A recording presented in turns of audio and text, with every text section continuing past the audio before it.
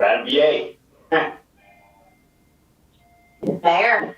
Okay, just wanted to see if you were audible as well. Hi, we're live now. Okay. Good evening, everyone. I would like to thank everyone who is participating tonight in our virtual town hall meeting relative to the American Rescue Plan. And I first want to express my gratitude to our federal representatives because they fought really hard to make sure that we could be in a position where Paterson would receive money during this crisis. And let's just think about where we've been in the last 18 months. We've had a pandemic, a once in a life or once in a century crisis here. And we've had Senators Bob Menendez, Senator Cory Booker, we had Congressman Bill Pascrell. They fought for us. And it wasn't easy because there was a point where there weren't enough votes to support an initiative like this. And here we are. And this is an unprecedented opportunity and a unique opportunity that the city of Paterson has. And so we are grateful for everyone who supported us on the federal level, from the president down to our senators to our congressmen. And just to also put it in perspective, Paterson has persevered through the pandemic. Our vaccination rate as of today is 86%. It's one of the highest, if not the highest, among cities in the state. And we continue to vaccinate. And if you haven't, we still have the mobile units in various neighborhoods. And we also are vaccinating people at our Division of Health at 176 Broadway.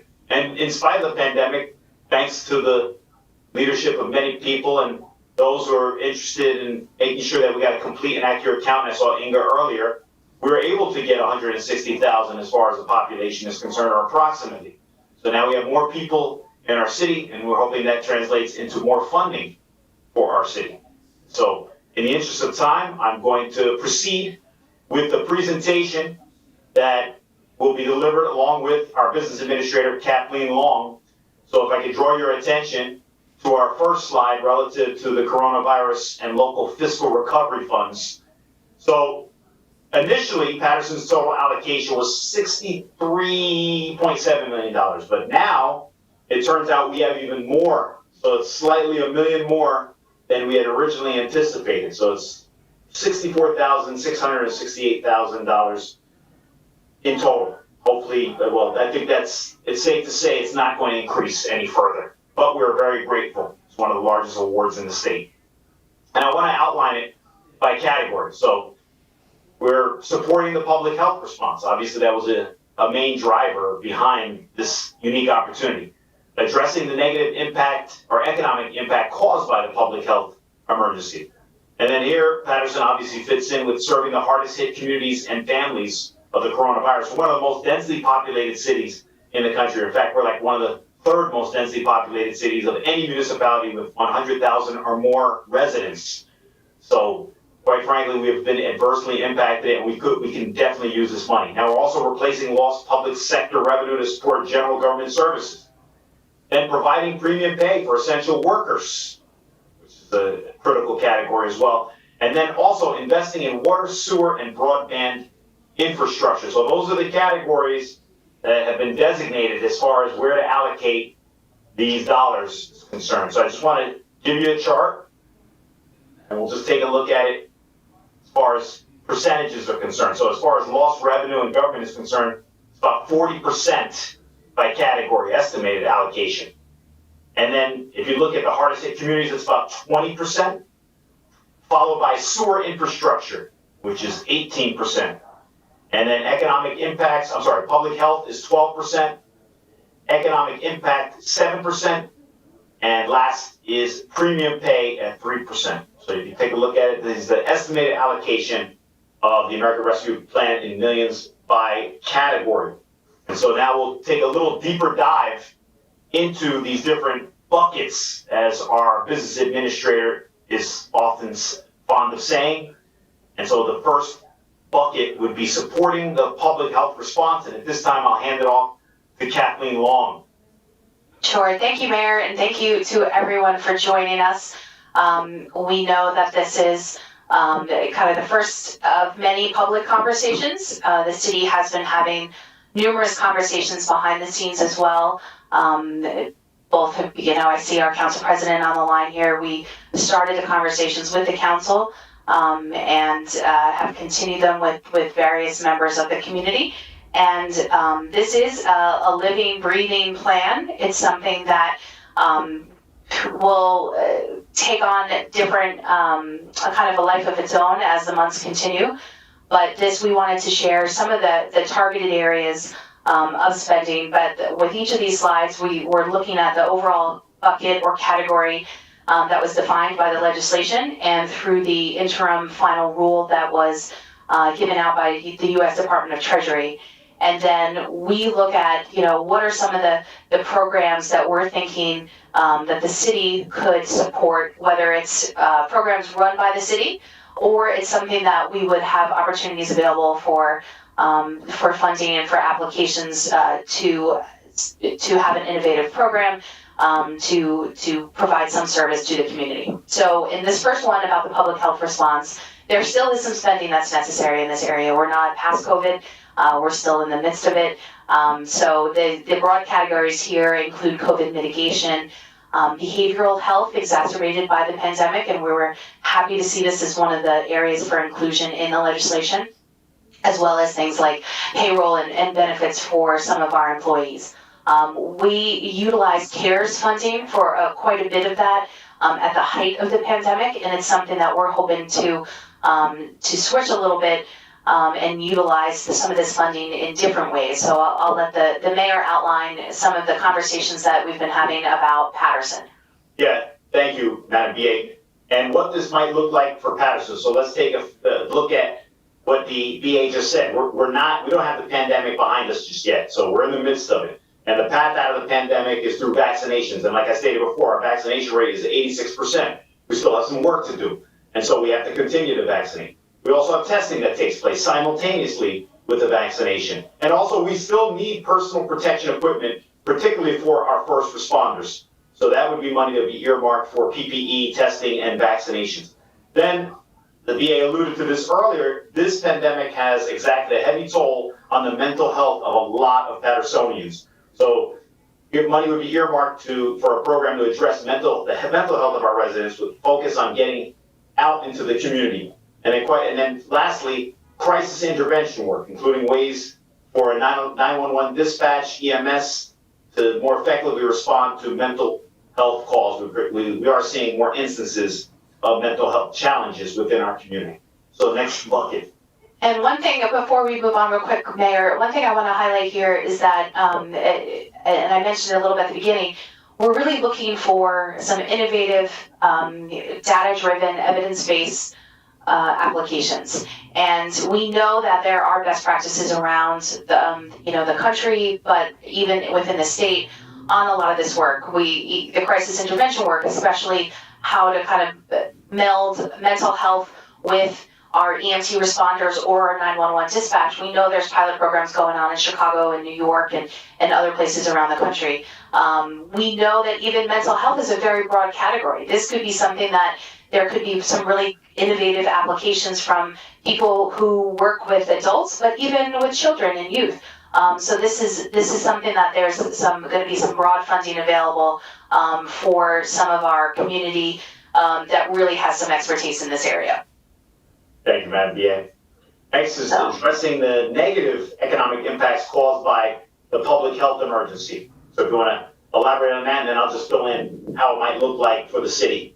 Sure. So a lot of the broad categories in this really does focus on both business as well as the public sector, both private and public sectors.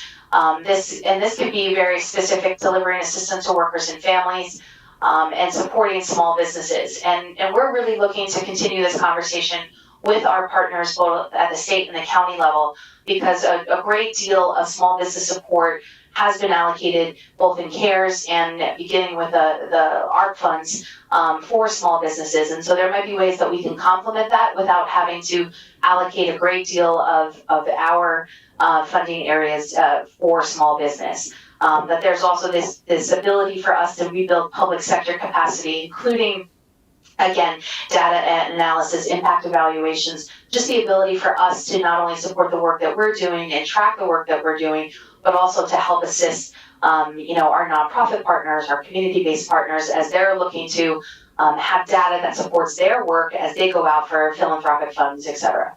So Mayor, what is this going to look like in Paterson? Sure. So first, the Financial Empowerment Center. And for the edification of everyone, so we launched this Financial Empowerment Center earlier this year. And it provides, these are trained counselors that provide free financial and it's confidential one-on-one counseling to any resident of the city of Paterson for free. And we've already gotten some outcomes as a result of this program. People have seen an increase in their credit scores, and individuals who are participating have also seen that their debt has been reduced. I just saw some data today that debt has increased as a result of this pandemic, particularly with people that are in the category of 40,000 to 80,000 as far as earned income is concerned. So this couldn't come at a more ideal time. The Financial Empowerment Center operated under the auspices of the United Way at our Center City Mall downtown. They're looking to expand, so we want to continue to support the counselors because they've actually had over 100 sessions. And we obviously are trying to promote this program, and this will help us get the word out because we understand that people in Paterson are struggling mightily as far as finances are concerned. That's one of the reasons why we launched the guaranteed income, where 110 residents receive $400 a month for the year, and those individuals are automatically referred to the Financial Empowerment Center. So there's definitely a need. Now, we also want evidence-based youth jobs program with wraparound services. We want to employ our youth. We don't want to lose our youth. So we feel as if we get them going as far as employment is concerned, earn some income, that'll put them on the right path. And then further investments in the city capacity for data analysts, or analysis, I should say, and impact evaluations, supporting citywide and nonprofit data efforts, as the BA alluded to earlier. Now, we get to the next segment, serving the hardest hit communities and families. Madam BA. Yes, Mayor. So in this one, this is one of the broadest categories that Treasury has defined and has further clarified through some of their FAQs that were that have been posted throughout the course of the launch of this legislation, and as we await the final legislative ruling around it, what's called the final rule. Right now, we're still operating off the interim final rule, but that should be posted shortly. So in this category, we do see one of our biggest allocations of about $12.5 million in a variety of topics. But this can cover everything from addressing health disparities and social determinants of health, investments in housing and neighborhoods, looking at education and early childhood funding as well. So, Mayor, so what are some of the ways that we're thinking this can work in Paterson? Thank you. I thought you never asked. What this might look like for Paterson's first evidence-based violence interruption programs. Last week we announced that every town for gun safety was awarding $100,000 to the Paterson Healing Collective. So there's an example of a violence interruption program. And then obviously we have the Operation Ceasefire Committee. So there's another example. So people have an opportunity to apply for this funding. Madam BA, just want to confirm that there will be an RFP that will be put out so that people have an equal and fair opportunity for this grant funding. Just want to make that abundantly clear. So park improvements in qualified census tracts. I want to credit our council president, who has been a champion for park improvements. Think about this. We had the Brandy's Field, $1 million makeover over by Hazel and Marshall. Then we had Buckley Field on Chamberlain, $1 million makeover. Now we have Putnam Oval and shortly thereafter Riverside Oval.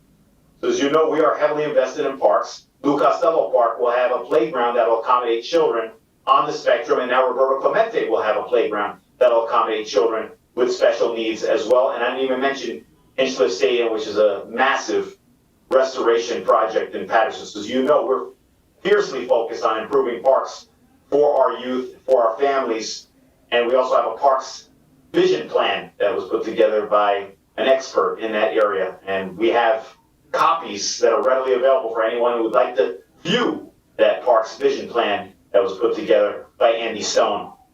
And also want to talk about the capital and programmatic investments to tackle homelessness, which obviously has been a long-standing challenge in our city. We created an opioid response team that is comprised of police officers, outreach workers, EMTs from the fire department, and they've already had what are called 30 impacts, where they've engaged in conversation with individuals who are on our streets. mostly those who are struggling with addiction. So that's something that we want to address, and we're hoping that this would help us in that category. Speaking of categories, I want to replace lost public sector revenue to support general government services. So Madam BA? Sure, and for everyone's understanding, this is one of the most interesting parts of the legislation, and it was really with the intention of the federal government recognizing that on the local level, on the state level, on the county level, there were projections that were in place at the beginning of before the pandemic started, and not every city could hit those projections, and there were gaps to revenue, and the CARES funding did not support that. We could not use any CARES funding to kind of make up the gap in our operating expenses. So this is, they allowed a little more flexibility with this round of funding. And because of that, what every city had to do, and this was the first piece of reporting that we as a city had to do, is that we had to submit kind of using their formula, and you could see it in the legislation. There's a couple pages where it defines exactly, so every city across the board, every state, every county would submit it the same way. And it calculates what kind of the projection of what we could have expected in extra revenue if everything had stayed the same as it was prior to the pandemic. And so for a city like Paterson, that includes a lot of lost revenue from the municipal court, for example, that when court sessions are closed and there was no way to really hold people accountable to attend the sessions, that our projections of municipal court revenue decrease. So we are given this, but at the same time, the city of Paterson, we worked really hard to cut our expenses and to try to not enter into any fiscal year with a gap in our revenue or in any sort of deficit. So we have this money that we are now able to use. We had to show them the calculation of what the difference would have been, and then we could use this portion of our funding in a very flexible way for anything that might be related to government services. And so this was an area where we got a lot of feedback from our council colleagues and really looking at what that could mean for Paterson. So Mayor, if you want to jump in there. Yeah, thank you. So what this might look like for Paterson, we don't have a recreation center. We're talking about investing in our youth with the parks and improving fields. But what about something indoors, something that we've been lacking for so long? And I think that we can all agree, Paterson, it's time for Paterson to finally have a recreation center. And we were looking at potentially the police headquarters / municipal court facility, but obviously anything we do would be preceded by a feasibility study first.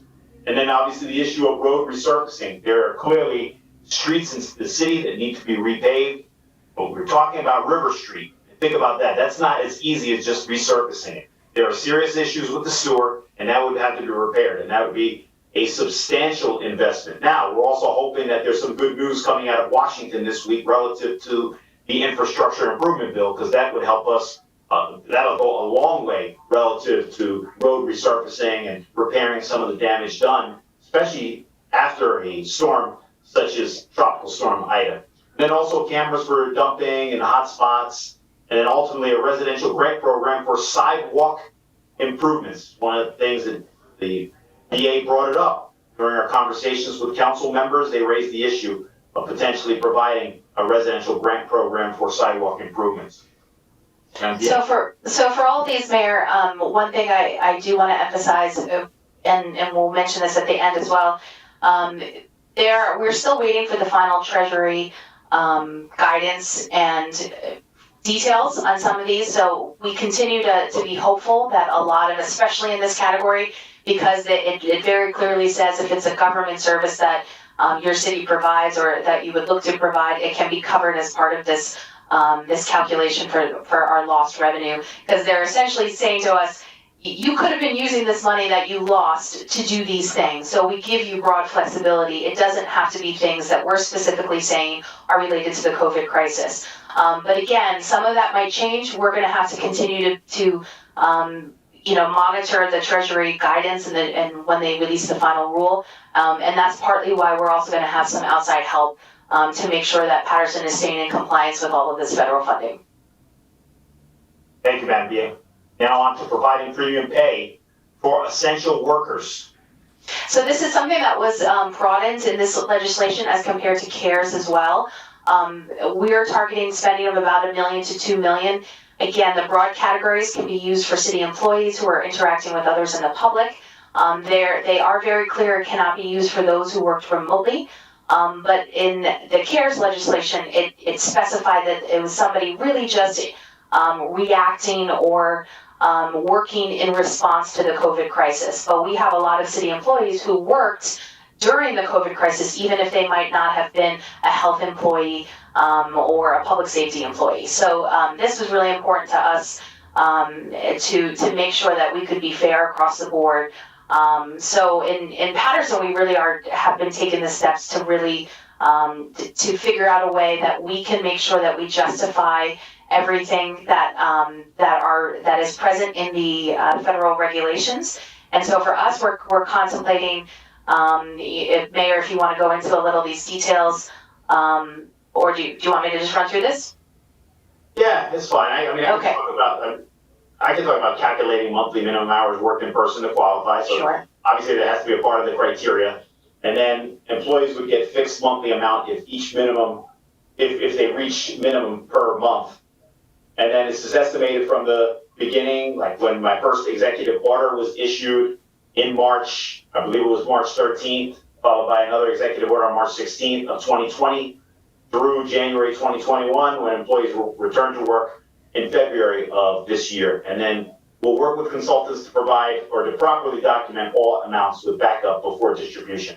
If anything you want to elaborate on there, Madam PA. Sure, and it's just really, we need to, as a city, we need to just make sure that we have everything in place. And so we'll be looking to the departments for assistance in this. We know that not everything was perfect from the start. We did our best. I think all city employees around the city were really working hard to try to mark if somebody was working remotely, that they were marked remote. If somebody was in the office, that was different and that was marked as being in the office, so that we want to make sure that everyone is able to participate in this. And because we're not going to do it across the board, it's not going to be every month, or I should say for the entire period of time.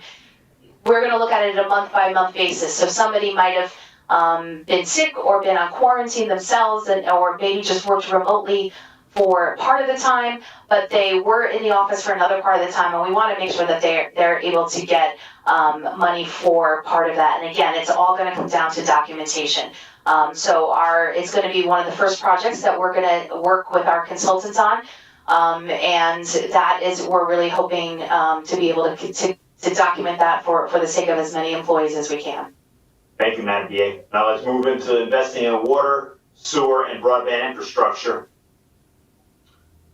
So, Madam PA, go ahead. Sure, no, that's okay. This, again, this is one of the unique areas of this legislation, especially compared to CARES, which was really focused on just COVID-related items. In this one, they saw that, again, there are some serious investments that need to be made, and it's especially in cities that were hurt the most by COVID and by the kind of the economic downside of it. They're not going to have the funding able to invest in these serious facility issues. And so while the city doesn't really have a water or a broadband structure publicly that's our own, we do have quite a few sewer projects, both regular sewer and part of our CSO work of trying to get off a combined sewer program.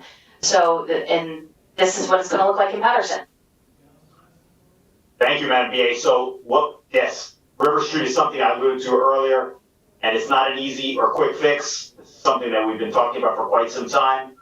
And if you saw during the last tropical storm, it was more river than street, unfortunately. So we can't have that happen going forward. So River Street, you have design and construction administration, that'd be from 2021 to 2022, and then permitting and construction from 2023 to 2024, and then green infrastructure obligations connected to our long-term control plan. But River Street is just an example of infrastructure improvement that we want to address immediately. And like I stated before, let's see what comes out of DC this week as far as the infrastructure bill is concerned. And this is something that has, such benefits to everyday residents here. Anybody who drives on River Street knows, just the horrible state that it's been in, because we have to address the underlying issues with the sewer before we can pave the road at the top. So this, while the administration was really hoping to start this project, even before ARP funding, it would have taken a lot longer. It would have taken us to work with the infrastructure bank on the totality of it, and that means that it would be part of debt service payments that the city would have to do. So this is something that we're going to be able to launch this project without any obligations to city taxpayers, and so that's a huge win all around. Thank you, Madam VA. You want to also guide us through the next steps? Sure. So here, this is where I just didn't want to leave everybody with just kind of the fun thoughts about the structure and the framework, but really let you know where we stand and what's coming next. So we are finalizing the hiring of a consultant to support the work that's going to be required for all of this federal funding. As you know, anything that comes from the federal government doesn't come without strings. We need to be able to track everything, document everything, and be available for audits immediately. The Treasury released some real detailed reporting guidance, which was helpful for us because we knew then exactly what the work that we would need with consultants, and that includes quarterly reporting on various projects. It includes annual reporting and then actually post-grant funding reporting. So this is what the work of the consultant is going to include. They're going to help us make sure our city projects are eligible. Again, making sure that we have all the details on all the legislation and any updates and tweaks to it as it's finalized, as well as the community programs that will need to fit this eligibility criteria. They're going to help us create a process, an application process for all of our outside funding. So for example, you saw on one of our last slides was about sewer infrastructure. So we already have things allocated. That's going to come through the city. We will only need support from our outside consultants on some of our reporting requirements and making sure the eligibility. But when it comes to funding going from the city out to the community, we do have to have, just like we do for CDBG funding or home funding, we will have an application process that is to make sure that all of the programs are eligible, and that we won't, as a city, be responsible for paying back any funds that are misspent and for projects that are ineligible. So we will have a rigorous application process. They will help us create a review committee as well to make sure that we're really looking at the efficacy, the innovation, the evidence-based interventions in these programs. And I really want to emphasize that part. This is not funding that we can just release without a very detailed plan up front about how we're going to track how effective it is. And so that might be something that your program or someone's program might have to really think through. What can a control group look like? Maybe it's a program that you already do and you want to expand it to a certain amount of people, and that expansion might include more rigorous wraparound services, but it also will have to include a little bit more data collection. So these are the things that we're going to be looking for, and that the consultant is going to help us address in the application. So I want everyone to start thinking about that now before you apply. What are some ways that, for the work that I'm doing, what are some ways that I can show the effectiveness, and maybe some of that might be through a control group, it might be through a rigorous data collection system you already have in place. Like the Financial Empowerment Center uses this database that's been proven over time to really collect exactly the right information to show the progress of, decreasing debt, increasing credit score, and the like. So I would ask anyone who is interested in this type of funding to think through that now, to maybe work with some people now that you've worked with in the past to tighten up some of the evidence-based interventions. And then we're looking to really begin opening applications for this funding as early as, early 2022, as we, again, look through the eligibility as we wait for the final interim rule, or the final rule that's currently just interim. Thank you, Madam V. I appreciate that. So the first half of this town hall meeting was devoted to just presenting what we feel is just a framework and a work in progress as far as our plan is concerned relative to allocation. Now we'll take the next 30 minutes, the last 30 minutes, to address some of the questions that may be posed. So I'm looking through the chat here, Yes, and I guess, is this the best way to do this? I don't know if it was I know Della Della gonna lead. people to email their questions, but apparently it looks like people just started inserting them in the chat. Okay. So we are going to, there's a question about the slideshow. We will post this on the Paterson website. Yes. You know, to detail that all these different buckets in the areas. Yes, there is, I think we addressed that there will be applications, RFPs for the various work that will be released probably in early 2022. And again, and one of the things that the kind of priority areas, not only will they be based on this programmatic, but we'll really be looking at partnerships that might exist in the community. There might be someone new to the community, but there also might be a partner that is already doing this work. So we will be kind of analyzing all of that as part of the applications. It will be unlikely that people completely disconnected to the Paterson community will be able to access the funds in the same way that people who have kind of a deep commitment to this community. But you can always, if you feel that there are areas that your organization wants to have more of an expertise in, like, again, evidence-based interventions, that might be an area where you can partner with another group and they can support some of those efforts, and it could be a joint application. They asked about the committees. Yes, there will be. You didn't mention that earlier. So we haven't decided yet who will be on the committee to oversee it. That will be something that we'll be creating in consultation with the consultants who have been doing this, and especially been doing a lot of this work with the CARES round of funding. How is the allocation for each bucket determined, and can it be modified? Yes, I think a lot of that had started with just the initial areas of need. As a city, again, there are some serious infrastructure needs, and those areas, like we wanted to be able to make enough of an impact on our project. So like for SOAR, for example, it's not the entire River Street project, but it's a significant portion to get us started. And again, so that we don't have to look at having more debt onto the taxpayers. Things like the lost revenue bucket, that is a set number, but that there's flexibility within that. But again, there has been such a clamoring for more recreation for the city that we feel like we probably could use another 20 million in that bucket. That's really focused on that, but we'll sort of start there. So then the other areas are really looking at where we wanted to focus, and where the vision of the mayor, the input of the council. And again, for example, we don't really have too much in the area for small business, but part of that is because we really have seen the county and the state step up and a lot of their funding around small business support. So we don't want to duplicate efforts. We want to support areas where we know there are real challenges: mental health, homelessness, violence intervention, kind of some of these park improvements in the city that, city property. So we are open to other submissions. That this hasn't been finalized completely. These are not the only categories, but this is where we started. So we would welcome feedback and thoughts on it as we kind of get to the final tallies for each of these categories. Looking for other questions there, Madam BA. Yeah, a lot of them are the same. So the 40% for gaps in revenue, again, that's just, we're not using any for actual gaps in revenue. It was what the flexibility that was allowed by the legislation to use that as general government service. So everything else, everything that's outside of that calculation has to be specifically targeted to something that is named in the legislation.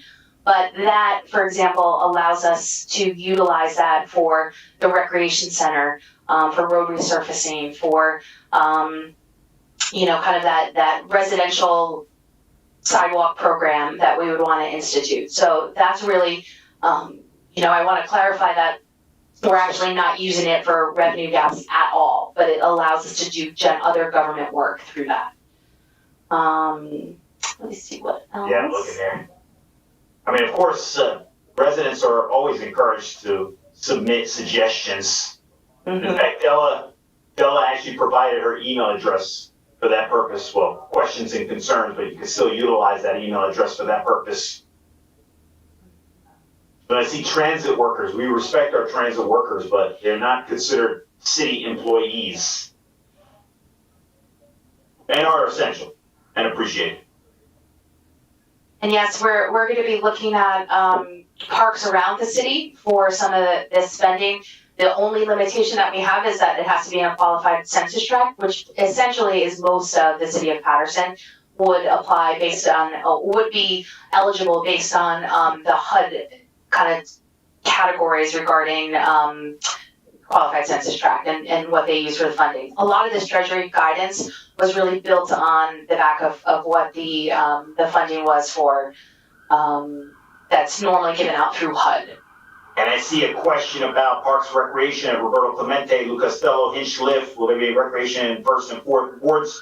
Well, we said that there would be some allocated for park improvements. So we will determine where the parks will be. But obviously, we're always open to input. None of we have sort of earmarked 1 to 2 million for the premium pay, and none of that is used for the consultants. We do, kind of have a rough guidelines of what we think, consultants will be helping for each program. For example, setting up the program, running the application process, overseeing the, onboarding, doing the reporting, monitoring the spending, all of that. That's where most of the consultant work is going to be on kind of those programmatic things, not so much on the city-run programs or the city-run distributions. There's a question about, has any of this already been earmarked or spent? It hasn't been, other than what we're talking about here, there really hasn't been anything, nothing has been spent.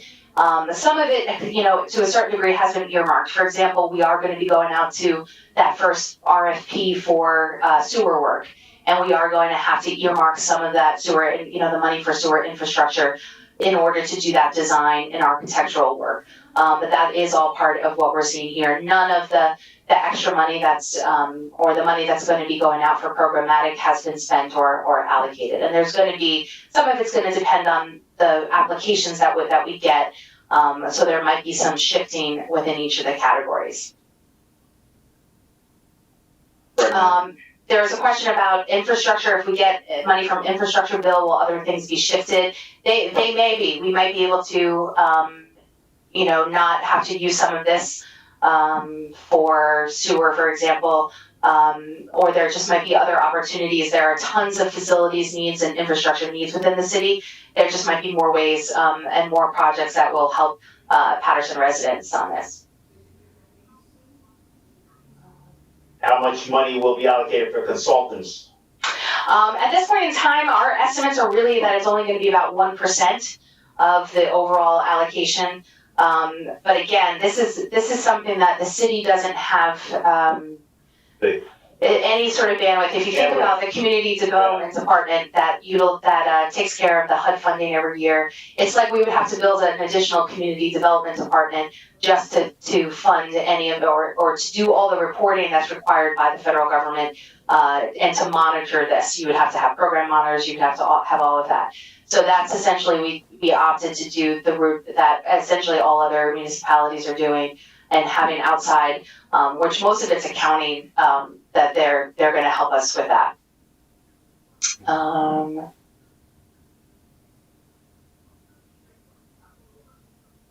I understand there's some comments about premium pay and all of that, so we addressed a lot of that. That's baked in. That's baked into the presentation. Yeah. Right, yeah, and we really are, or we're doing the work that's required now. We understand, that there are lots of people who have worked hard during this pandemic, and we're grateful for that. And we now have the ability to, to be able to add that to the mix. I know it's not something that, we might have a lot of there's all competing interests, right? But I think that this presentation makes clear that was from the start and from the mayor's earliest conversations with the council, who were advocates for this as well, that this was a common theme, and we wanted to make sure that was part of this allocation.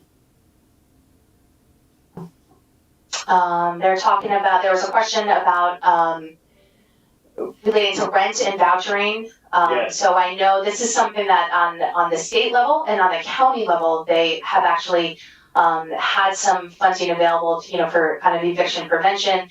And that is something that I think needs to be kind of further conversation with them about how this is going to continue to roll out, because their money is there without even us having to use some of it from the ARP allocation. I think, some of that is really, something that we just have to be better at connecting the resources that are there. There were some questions about, I think we're still, this presentation really lays out a lot of the plans as they stand right now, and we'll be able to address more of them as we get closer to the kind of the application time. And I think there is some flexibility in a lot of these programs that we have and the categories that we have. Different organizations might have different takes on how something actually gets played out. Again, I used the example of mental health earlier, but I think it's a really strong one. If you're an organization that works with youth on anywhere, whether it's early childhood, whether it's kind of elementary age, whether it's high school, you might have 3, 4, 5 different applications or ways to use funding for a mental health program. And so we want to keep the buckets kind of broad so that the best ideas rise to the top, and that we really have the ability of different organizations who are having a huge impact to get involved and to utilize some of this money. I see at the very bottom, our last one, I just was skimming through these. We have regular meeting. Yes, I believe the VA alluded to the fact that we will have another follow-up meeting or meetings if necessary. So like I stated before, it's a very fluid situation, a work in progress as far as the American Rescue Plan is concerned with the allocation. Yes, and Mayor, if I can add, I know that there's you're going to see differences in what different cities are doing. And I think that's a challenge. We're always going to hear, oh, well, Newark is doing this, or Trenton is doing that, or New York City is handling it this way. And that's fair. And we understand that there's a lot of interest in making sure each of these areas are covered and get as much funding as possible. And I think that's the struggle that we're going to be working it and internally working with the consultants to make sure that the different aspects are really eligible, because we have such competing interests. And I know the council members and you, Mayor, have been talking a while about this recreation center, and that would use a lot of this funding. Yes. If we're to do it right, and we're to do it in a way that doesn't put any of the costs on the backs of taxpayers who are already overburdened. Now, that might also make it that we don't have funding for, or a tremendous amount of funding for another area where people might have an interest. So that's that we're trying to really, and this conversation will continue. This is just the start of it in the public forum, but we are trying to find ways to target multiple areas of real need with some great partners who are working at it and delivering direct results for our residents. So there's always going to be critics of saying, something isn't funded as high as it should be, but you can trust that we are trying to be very deliberate to make sure that we address as many concerns as we can, while still having amounts that are high enough or deliberate enough so that you can really have an impact. It's not just we're funding tons of programs at 50,000 or 100,000. We're really digging into some of these challenges. I also want to underscore the significance of an investment in a recreation center, something that we've been lacking for so long, and quite frankly, it's brought up almost every time there's an election or any time we've held a town hall meeting. People there's a clamoring for it. There's a high demand for a recreation center, so I think it's high time that we finally address this issue that has been on the top of almost everyone's agenda.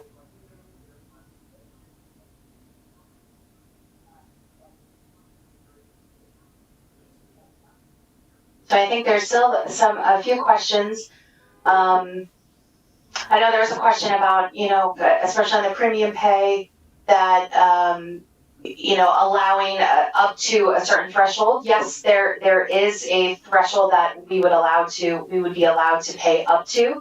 But that's not necessarily what we're going to be doing. So it's not saying that only, a certain amount of people would be funded. We are looking to fund across the board. as many employees as we can who fit the criteria, especially, again, we can't do those who are majority remote work, but we really do hope to have something for everyone. It's not going to be the top threshold. I will be honest about that. It's not going to be the limit that is allowed by the legislation. We just have too many other needs that the city wants to prioritize, and that includes city employees being able to utilize parks more and to be able to have a recreation center. So for them and their families. So we are trying to strike a nice balance here between it while recognizing that that there's a real need to appreciate the people who've worked hard during this pandemic. I know there's a question. Yeah. Go ahead, Mayor. You're gonna talk about the grassroots organizations? Yeah, go ahead. Yeah, that's what I was addressing. Yeah. I mean, we're looking for partnerships here in Paterson. I mean, look, we have plenty of grassroots organizations that we work with already. I mentioned earlier, relative to the census, we work with the Paterson Alliance and that network of nonprofit organizations with getting the word out relative to the Financial Empowerment Center, the Mayors for a Guaranteed Income, now with the Driver's License Restoration Program. If I may, Madam D, I'm going to take this time to also inform everyone that the last town hall meeting relative to the driver's license restoration pilot program that we're launching is this Wednesday. So if there's anyone that you think would benefit from this program, it's this Wednesday at 5:30. Please tune in, participate in it. If it's not someone that you know that needs this program, if you feel like you need to know more about this program so you can share the information, spread the word, we really appreciate that. So that's another initiative that we're proud to be launching, the driver's license restoration program. Yes, and Mayor, there was a question about participatory budgeting, which is a great concept. I absolutely am You always advocated for that. I am a big supporter of that. And I think we are going to try to do something of a modified process for this. I think that the challenge with this is some of the federal regulation and some of the restrictions around it that we know we have to be held accountable for that, and we have to protect the city in some of that. So we can't commit fully to a process that it is decided differently by people who might not be as in tune to exactly what that is. But we're beginning with this as a virtual session, and we are going to look to having an in-person session. We do want to get feedback from the community about, especially in these areas, what's something that rises to the top? Are we hitting the mark? With our areas in the bucket, are there things that we're not doing that really seem to come up and that there should be more of an emphasis on it? And we do want to have that feedback. We're also going to work with our Chief Innovation Officer and develop kind of a survey tool exactly around this that we want to get out to the community some more. We utilize the survey tool a little bit around the census. We want to do more of that around the ARP funding. And we have that time to do that as we are finalizing our application process. So we are committed for this to come to be transparent and really working while we're also getting the impact of so many of our stakeholders in the community. And again, beginning with our council, which gave us some great feedback in our conversations. It's true. And I see the council president is still with us. Look at that reaction. Tomorrow we'll have a groundbreaking also talking about affordable housing, healthy homes, because housing is health care. And tomorrow at 11 a.m. with St. Joseph's Hospital, New Jersey Community Development Corporation will be breaking ground on a 56-unit affordable housing project to address homelessness. 10 are set aside for individuals that have been frequent visitors to our emergency room at St. Joe's, and we want to provide permanent shelter for those individuals. So we'll be proud to be breaking ground on yet another affordable housing project in Paterson. Thanks, Bob. I think we canceled a lot of these. Mayor, if anybody has any last comments they want to put in the chat, I think we tackled a lot of them. 5 more minutes, that's right. That's it. This is an ongoing conversation. This is the start of our dialogue here. So Madam VA, seeing no further questions, we want to once again express our appreciation for all of the individuals that participated in tonight's town hall meeting. This is not the last time you'll hear from us, Special thanks to our council president, who's been intimately involved in the process, provided input every step of the way, and will continue to do so. We wouldn't expect anything less from our council president. And I want to also commend you, Madam BA, for preparing this presentation with all of the data and all of the information that we were able to incorporate in this preliminary plan for this ongoing discussion. So having Yeah, said, we look forward to, kind of keeping everybody aware of the timelines and, when we start the different applications, but there's going to be some more work between now and then. But again, that focus really will be likely the early part of 2022. thank you, Madam BA, and thank you, everyone. See you soon. See you tomorrow, Bob. Get the shovels ready and the hard hats. Great. Thank you, everybody. Thank you, Madam BA.